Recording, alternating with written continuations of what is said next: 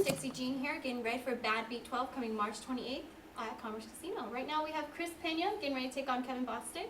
First off, how's training going for you, Chris? It's going great. I actually started a training over at Total MMA. I added that to my little resume or whatever, and they're helping me a lot. They're improving my ground game, improving me all around. Now, with Total MMA, you actually have a couple teammates that are also on this card. How is that, knowing that your teammates are going with you? It's great because, I mean, we're all pushing each other to extreme levels. You know, you got Christian Aguilera, David Duran. I mean, and then we even got the former lightweight champion, EJ, in there. So, and Chris Costello, who also fought at the last card. These guys are just monsters. I mean, they're helping me a ton. And it feels great to be training guys that are, you know, high caliber, and we're all, you know, aspiring for the same goal to reach the top. Well, speaking of reaching for the top, last time you were with us, you were victorious. Walk us through that fight for Badbeat 11. It was pretty exciting getting back into the cage. As I was telling Brett earlier, that was actually 3 years day off or so to the date the last time I ever stepped inside of cage. All my fights previously were in a ring. So it was exciting to be back in the cage. Justin Governale was my, or Governale, did I butcher your name, Justin? Sorry. Justin, yeah. A tough opponent. I mean, that guy could take a hit because I was giving him some hard ones and he was just taking them. He gave me some hard ones. He caught me actually with a knee, I don't know, the second or third round. Well, let's talk about in the first round. Okay. He caught me with a low blow. I mean, it wasn't intentional, but I don't remember anything after that. My mind was blank. I watched the video. I think I took up the whole 5 minutes, and I was in pain. But I got through it. Yeah, we just went back and forth, and he caught me with a knee or something. Maybe up until a month ago, I got full feeling back in my nose and like upper lip. And yeah, it was a great fight. I was able to stuff his takedowns. I was able to dictate the pace, dictate the stand-up, and basically have the fight go wherever I wanted to. So that was exciting, you know, and it was exciting just, you know, fighting for BAMMA. You know, it's kind of been one of my goals since I went pro, to be in the BAMMA cage. Now, why do you say that? With BAMMA USA, what was your first initial incentive to come to our cage? Just kind of like the big show of the local shows, you know. It's you get into BAMMA, you're on the right path to getting to the UFC or anything bigger, you know. And there's nothing bigger than the UFC, yeah. Well, getting into it, you're going against Kevin Bostick for this fight. What do you know about your fighter? I know that he's a tough guy. I know he's a good grappler. He likes to bang. I've seen some of his fights, and he just goes berserk. So I know, I know he's out there to put on a good show. And so am I. Now, speaking of putting on a good show, we actually have one of our sponsors, Be First Clothing, is actually sponsoring a bonus for the guys that get submission and knockout of the night. Oh, nice. Is that a little bit more of an incentive? That's always an incentive. Anything to put a little extra money in my pocket and pay those bills, I'm all for it. Now, going into this, you have awesome teammates that one are on this card with you, and it seems like you've been training really hard, especially going up against Kevin, who's the heavy hitter. Yeah.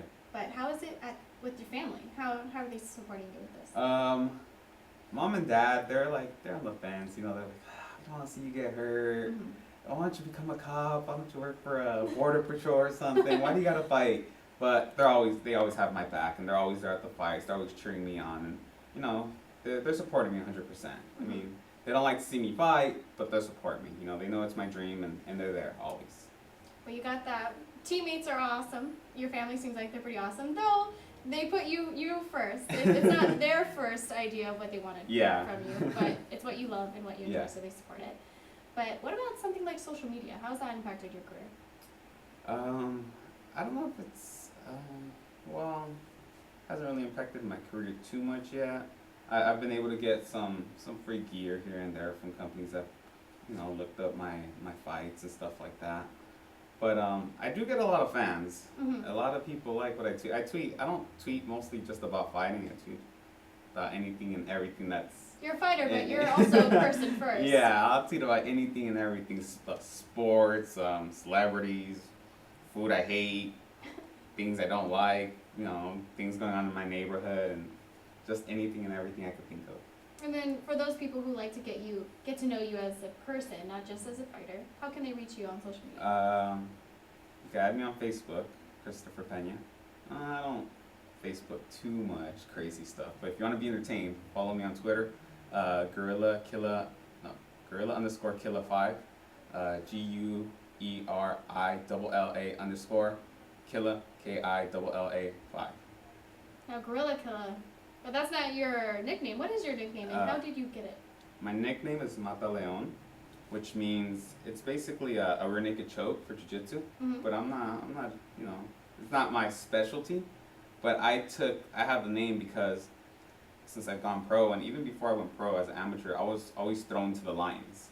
I was always given hard fights. My first amateur fight was against a guy that had 15 amateur fights. And I had 2 days experience of MMA and like 6 months of jiu-jitsu. And how did that fight go for you? I got my butt whooped. But humbling experience. The guy tired out, and I'm Mexican. We don't give up. I was able to take him down, and I pounded him away, and they stopped the fight. Oh. So this guy is persistent. Yeah, so that's where I get the name from. I'm in there to kill the lion, because I'm always being thrown to them. Well, something to know about your opponent. I actually interviewed Kevin earlier. He was talking about how he wished you luck with the rest of your training, and he was really looking forward to seeing you in the cage. What would you have to say to Kevin about that? Look, Kevin. Nah, I'm just kidding. And the same to you, man. You know, all the respect.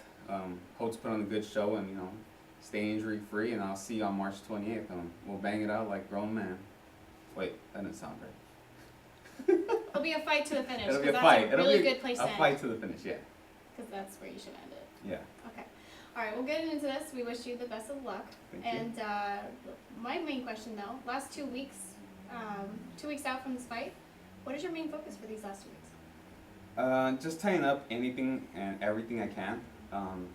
Nothing crazy, not adding anything else. You know, camp's basically at the end. Now it's just tweaking, getting things correct, and staying healthy and watching my weight. Okay. Now, any shout outs you want to give to your sponsors, teammates? Shout out to Spider Muay Thai, Total MMA, Legion Management, BAMMA, of course, for having me again, you for interviewing me. Great. All my family and friends, all of Hollydale, and yeah, see you March 28th at the Commerce Casino. All right, Chris Pena taking on Kevin Bostick. It's going to be an interesting fight. Come see him at Commerce Casino March 28th.